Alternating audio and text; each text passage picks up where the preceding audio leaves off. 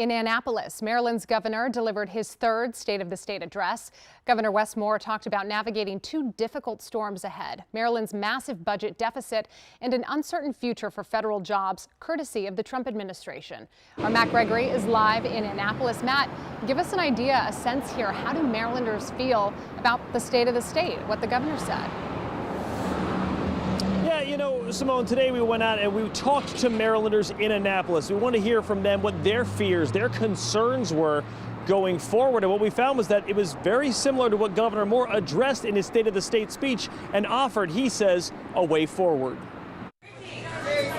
Inside Chicken Ruth's Deli, an Annapolis staple, as breakfast wraps up. What's kind of your feeling as a Marylander about how the direction of the state, what's going on? Opinions get served up. I'm a big fan of Wes Moore. Inside. I'm glad we have a strong leader at this time. And outside. Maryland's far ahead of the rest of the country. But two concerns kept popping up. The Trump administration. Maryland is working uphill in a climate that's basically being dictated by the federal government. And Maryland's budget problems. I think most Marylanders, they have to reach into their pocketbooks to decide to fund what needs to be funded and what doesn't need to be funded. Trump and the budget. These two storms have made landfall. Issues at the core of Governor Moore's State of the State speech. We must prove that when Maryland was tested, that we collectively met this moment. Moore says to steer through the storm, they'll need to cut spending and reform taxes, which means cuts in some places, increases for the wealthiest Marylanders in others. A plan, he says, closes the budget hole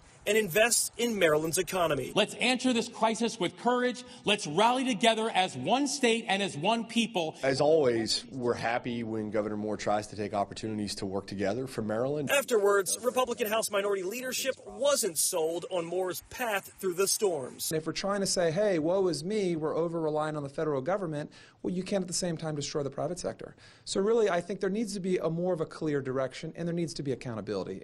Now, it wasn't all policy. You know, at one point in the speech, or several points, Governor Moore also highlighted the courage of first responders and heroes who responded and who answered the call at our most recent tragedies over the last 12 months here in the region. And of course, that's the Key Bridge collapse, as well as the DCA Reagan mid-air collision that happened just last week. And he wanted to highlight how Marylanders were reaching out and trying to make a difference in both of those situations.